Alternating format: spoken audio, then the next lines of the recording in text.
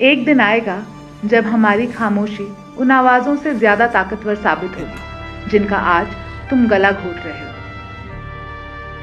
फांसी के तख्त पर खड़े ऑगस्ट स्पाइस ने यह बात कही थी। उन्हीं के साथ मजदूर नेता पार्सन्स, फिशर्स और एंजल्स को भी फांसी दी गई थी। उन्हीं मजदूर नेताओं के नेतृत्व में 8 घंटे काम की मांग को लेकर 1886 के 1 मई से अमेरिका के शिकागो में 5 लाख मजदूर हड़ताल पर चले गए थे।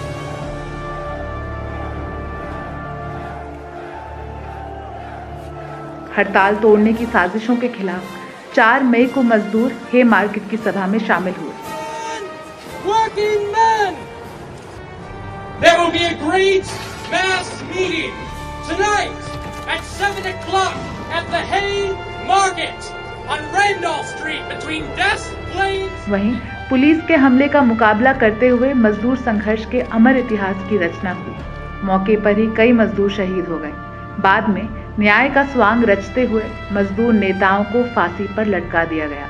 लेकिन मई दिवस इतिहास के पन्नों पर संघर्ष का प्रतीक बनकर उभरता रहा। किस तरह और क्यों तैयार हुआ था यह इतिहास? उद्योगों और कल कारखानों के शुरुआती दिनों से ही पूंजीपति मालिक अपने मुनाफे में बेलगाम इजाफे के लिए नाम मात्र की मजदूरी पर श्रमिकों को 12 घंटे, 14, 18 घंटे तक अमानवीय मेहनत करने के लिए मजबूर करते थे। इसके खिलाफ बहुत पहले से ही अमेरिका, यूरोप और ऑस्ट्रेलिया में मजदूर आंदोलन विकसित हो चुके थे। 1856 के 21 अप्रैल को ऑस्ट्रेलिया के मेलबर्न विश्वविद्यालय में निर्माण मजदूरों ने 8 घंटे काम की मांग पर आंदोलन की शुरुआत की और उन्हें कामयाबी भी हासिल हुई। 8 घंटे काम और साप्ताहिक छुट्टी की मांग पर दुनिया के विभिन्न हिस्सों में आंदोलन जोरदार होकर फैल गया। यूरोप और अमेरिका में प्राचीन काल से ही 1 मई को वसंत ऋतु का लौकिक उत्सव मनाया जाता था। अब मांग उठी कि उस 1 मई को मजदूरों के छुट्टी के दिन तथा मजदूर दिवस के रूप में ऐलान किया जाए। अमेरिका में 1882 में यह मांग उठी और उसी के साथ 8 घंटे काम की मांग भी तेज होती रही। इसी दौरान 1 मई 1886 को शिकागो के मजदूर हड़ताल पर चले गए और 4 मई को हे मार्केट की घटना घटी। लेकिन इतिहास यहीं नहीं रुका। कोर्ट में खड़े होकर स्पाइस ने कहा था, लटका दो हमें फांसी पर। तुम यहाँ एक चिंगारी को कुचल दोगे, लेकिन यहाँ वहां तुम्हारे पीछे, तुम्हारे सामने हर ओर लपटें भड़क उठेंगी। यह ज्वालामुखी से उगली हुई जमीन के पेट में पल रही आग है। तुम इसे कभी भी बुझा नहीं पाओगे।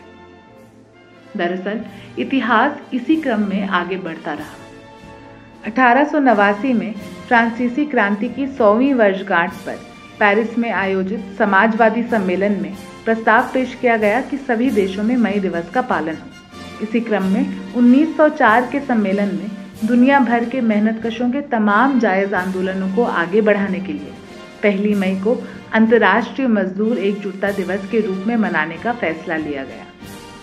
हे मार्केट के शहीदों के खून से सनी कमीज को हाथ में थामकर मजदूरों ने ऐलान किया था कि यही उनका परचम है। हर किसी के खून का रंग लाल ही तो होता है, इसलिए लाल एकता का रंग, लाल मुक्ति का रंग। तभी तो मई दिवस पर लाल झंडा हाथ में लेकर मजदूर शोषण की बेड़ियों और जात पात धर्म की दीवारों को तोड़ डालने का, सारे सरहदों को मिटा देने का संकल्प लेते हैं। यही वजह है कि मई दिवस मजदूरों का सबसे बड़ा त्योहार भी है। आज कोरोना महामारी की विकट परिस्थिति में मई दिवस हमारे सामने एक दूसरा रूप लेकर हाजिर है। पूरी दुनिया एक अभूतपूर्व खतरे का सामना कर रही है। संकट तो पहले से ही थे, लेकिन आज उनकी मात्रा में कई गुना इजाफा हुआ है। आर्थिक संकट के तमाम बोझ गरीबों पर लादने के तौर तरीके तो पुराने हैं, लेकिन अब महामारी का अतिरिक्त बोझ भी उन्हें ही सबसे ज्यादा झेलना पड़ रहा है। स्थायी काम की अवधारणा को नकार देना, ठेकेदारी प्रथा का बढ़ता हुआ प्रयोग, न्यूनतम मजदूरी और अन्य जायज हकों से मजदूरों को वंचित करना, यह तमाम हासिल किए गए हक और अधिकार को छीनने की प्रक्रिया को कानूनी वैधता प्रदान करने के लिए ही शुरू किया गया था नए लेबर कोड लागू करने का काम। इसी बीच कोरोना ने आकर रोजी रोजगार के संकट को कई गुना बढ़ा दिया। सबसे ज्यादा संकट में है प्रवासी मजदूर। कोई सब कुछ गंवाकर घर लौटने की आस में हजारों मील के सफर पर पैदल ही निकल पड़ा है, तो कोई फिर से काम पाने की उम्मीद पाले हर तकलीफ सहते जा रहा है। लेकिन कहीं भी कोई निश्चितता नहीं है, न तो घर पहुंचने की और ना ही फिर से काम पाने। रंग बिरंगी योजनाओं का ऐलान हो रहा है, लेकिन दिहाड़ी मजदूर वास्तव में इन योजनाओं तक पहुंच नहीं पा रहे। सरकारी घोषणाएं जो कुछ भी हों, हकीकत में लॉकडाउन के दौरान उन्हें कोई मजदूरी नहीं मिली। वे किन पर भरोसा करें? चाय मजदूरों से लेकर अनेक मजदूर लॉकडाउन में भी काम करने को मजबूर हैं।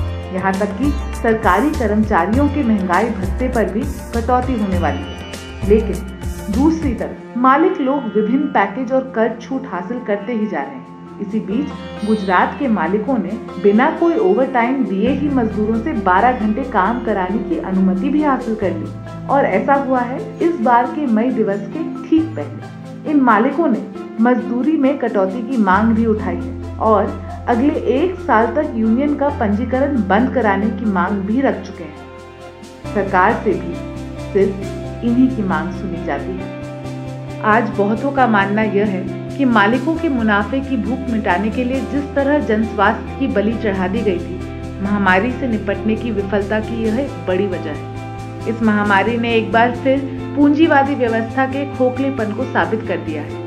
फिर से साबित हुआ है कि इस व्यवस्था के टिके रहने का कोई औचित्य नहीं है। इसलिए इस बार का मई दिवस मेहनतकशों के हासिल अधिकारों की रक्षा करने के तत्कालिक कार्यभार के साथ साथ मुनाफे की जंजीरों से जीवन जीविका, ज्ञान विज्ञान और सभ्यता संस्कृति को मुक्त करने की जिम्मेदारी को भी जोरदार ढंग से याद दिलाता है। दूसरे शब्दों में कहा जाए तो इस बार का मई दिवस मजदूर वर्ग पर आयत पूंजीवाद को उखाड़ फेंकने की ऐतिहासिक जिम्मेवारी के बारे में समझ को और भी गहरा करने की मांग करता है।